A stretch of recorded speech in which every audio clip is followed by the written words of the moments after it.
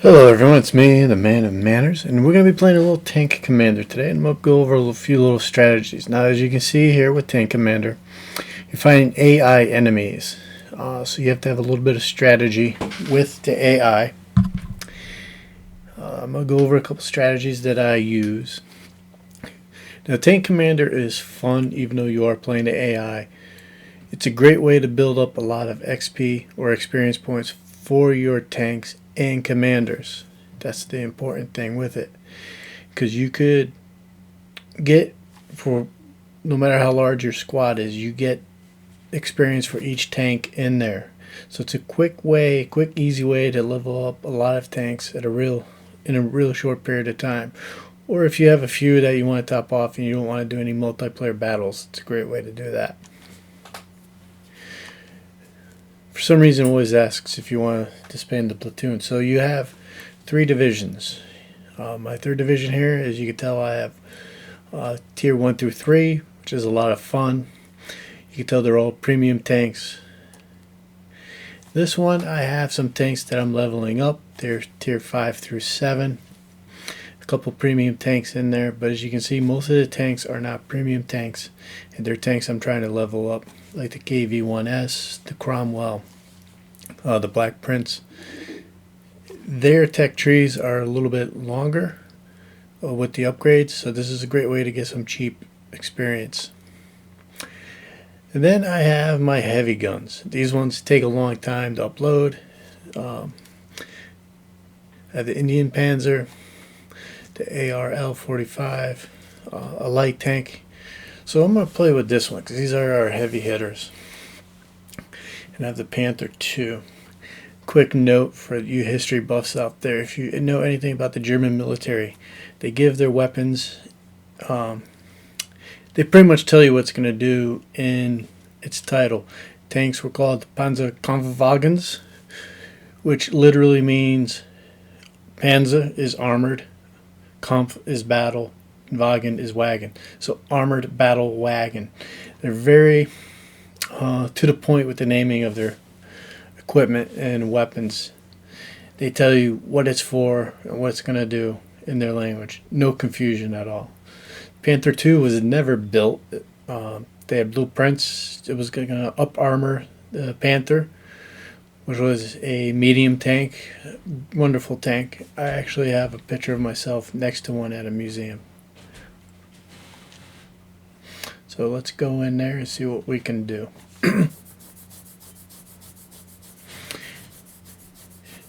Now you'll see block 50,000 damage. This gives you credit towards that as well. So you could fulfill some season challenges in this, which is a lot of fun. And pretty much you have a bird's eye view of the map, which can be very disorienting at first. So this strategy I'm going to do is I call bum rush flank. So I take these tanks and I do it one at a time, because I don't want them all at the same location. Because the Cromwell is faster, I put that in the center. And the Panther and the Indian Panzer are better armored, better weaponry, so I put them on the flanks. Now you can see it put your tank destroyers off here on the side. That's actually a good location for them because they're high up. Heavy tanks are over here. And I go with a spread pattern here as well.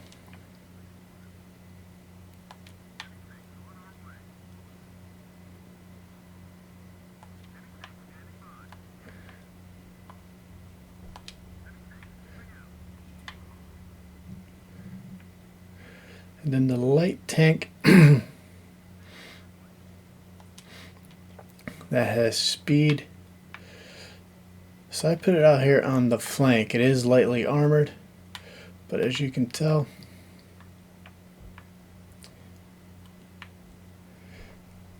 enemy tanks are all over the place.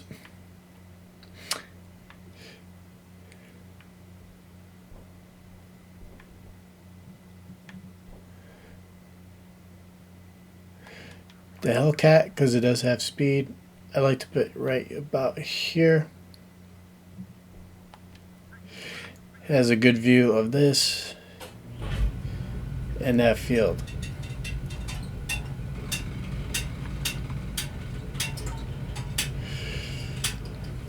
So you probably thought that light tank there, oh, that's a waste. But as you can see, there's tanks coming in. You can chip away at them.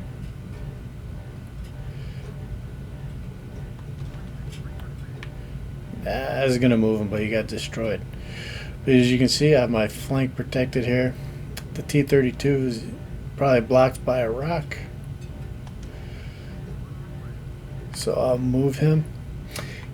Now you can, with the left joystick, I'm using an Xbox, you can move around the map.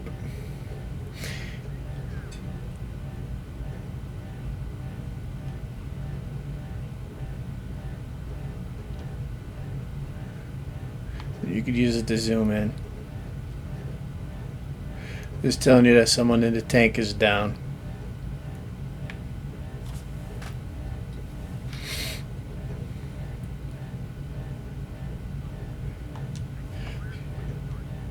Challenger has good speed, so I'm going to move him up to the overlook.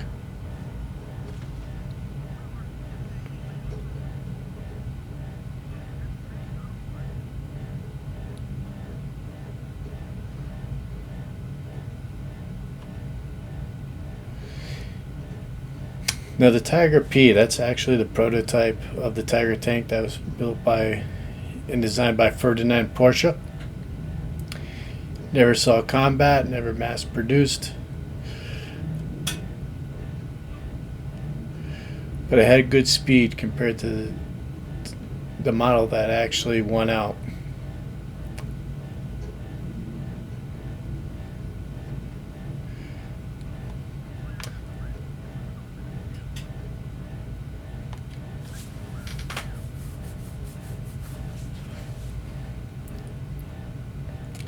I'm going to move my tank destroyer to this rock.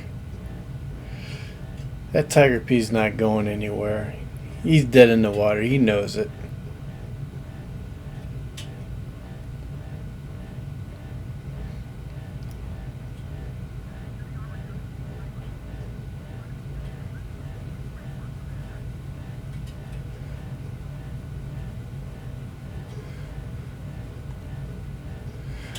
This is what I was talking about. As you can see, the commander gets some XP. This is fantastic. And if you go to the scoreboard, you'll see, I'll highlight them. Each tank gets a little bit of experience, which is fantastic because this is an easy way to get some cheap XP.